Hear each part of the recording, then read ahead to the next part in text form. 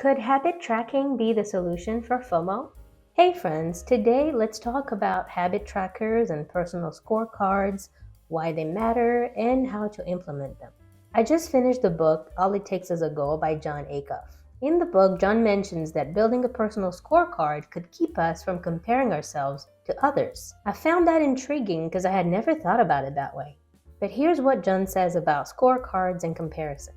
The reason you compare yourself to others is that your brain wants to know you're making progress in life. Isn't that just so very good? When you think about it, the reason we compare ourselves to others is to make sure we are on track. We look at what other people are doing to validate that we are far enough along and that we are making the right amount of progress. Another quote from the book is that, in the absence of a scorecard, your brain will use someone else's. That's a big problem because when you score your life against someone else's scorecard, you will always come up lacking. I thought that was a brilliant way to put it.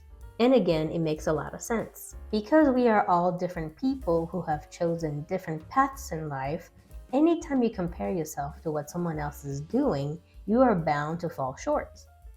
Because your life adventures will not match theirs. Unless we are in the exact same place at the exact same time, looking at what other people are doing is bound to give us FOMO. So Jon's idea of a personal scorecard is closely related to habit trackers.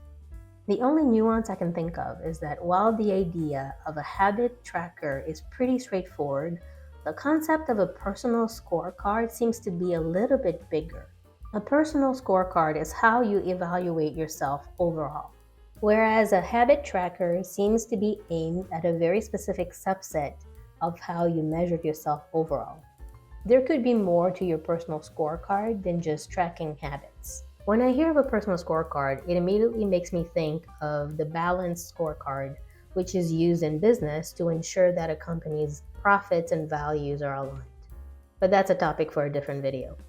Putting semantics aside, for the purposes of this video, I will be using personal scorecard and habit tracker interchangeably.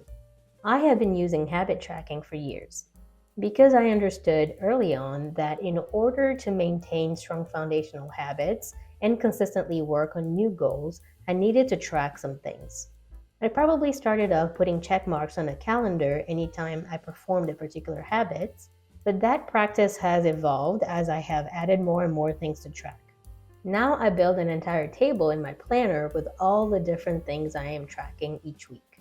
I have recently restarted tracking my water intake. I used to do that a few years ago and it worked really well, but then I thought that I was so good at it that I didn't need to track it anymore, so I stopped. And wouldn't you believe it, my habit of drinking water went away with the tracking. Another thing I absolutely love to track is my sleep. Sleep is one of those factors that has an immediate effect on everything else I do.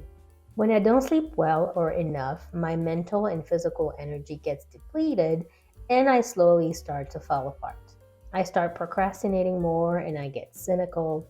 And after a while, I start to feel really defeated by all the things I need to do and my lack of energy. And that takes me down a spiral of sadness and hopelessness. So tracking my sleep is super important to me. But thankfully, I don't have to track it manually. My Apple Watch does it for me. Typically, I only look at my sleep data once a week when I'm doing my weekly review. But when I'm going through a particularly busy season and I feel like there's a lot going on, I will check it daily. That way, I can catch disruptions in my sleep pattern early on and try to fix them before things get out of hand. Other things I've been tracking for years include my daily step count, how many times I exercise per week and for how long, and how long I walk with my dog in terms of time and distance. So why does tracking matter? Habit tracking has so many benefits. First of all, it serves as a reminder to act. It also helps measure progress and adjust quickly if you're falling off track. Tracking habits and goal-related activities is also a fantastic way to focus on the process, not the results. This is especially helpful when we don't have complete control over the results, or we are working on long-term goals where the results take a while to show up. Focusing on the process and on actionable steps makes the progress visible. It helps us celebrate small wins along the way develop consistency, and stay motivated. Another great thing about tracking habits and goal activities is that we collect data that helps us make better decisions in the future. We can easily identify patterns in our behavior and learn more about ourselves in the process. And lastly, to Jon's point, when you're busy keeping a personal scorecard, you don't have time to worry about other people as much.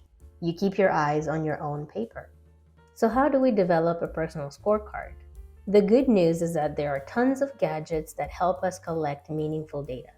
If you are trying to reduce screen time on your phone, there are apps that'll help you track that, and even apps that'll turn off your access to social media and other distractions for a specified amount of time. If you have a lot of fitness goals, there are apps that track all of that. So the bulk of your tracking could already be happening for you. But tracking is only the first step. All that data is pointless unless you review it and do something with that information. And if there are activities you care about that are not automatically tracked, you have to be intentional about keeping records. And here I agree with something else Jon says in the book. He says, a scorecard can be anything that measures progress for your goal. So the format is yours to choose. You can download a habit tracker on the internet. You can build your own using pen and paper like I do. You can tape a massive calendar on your wall and track it that way. Or you can build a checklist that you fill out daily. Whichever method appeals to you and can easily be embedded in your current routine is the one you should go with. As Jon points out, there are only 2 rules when it comes to your personal scorecard. Number 1 is to make it visual, and number 2 is to use it. As you build your habit tracker or personal scorecard, you will have to decide what you want to measure and for how long, how you will incorporate this tracking into your current routine, and when or how often you will review the scorecard. And one last insight I want to share from the book is that your scorecard should evolve with you. It should reflect your current season in life. Just like we shouldn't be comparing ourselves to others, we should avoid comparing our current season with a different time in our lives. For example, if you currently have an entire household that depends on you, including children, pets, and a partner, it isn't fair to keep the same scorecard you had when you were a single college student. Your circumstances are vastly different, so you should evaluate yourself based on your current reality. When you go through change your scorecard. Build a new one. That is it for today's video. If you haven't read All It Takes Is a Goal, I would recommend it. It is full of useful information and full of Jon's humor. If I had to describe it, I'd say it's nerdy dad jokes. So take good care of yourself, and I'll see you in the next video.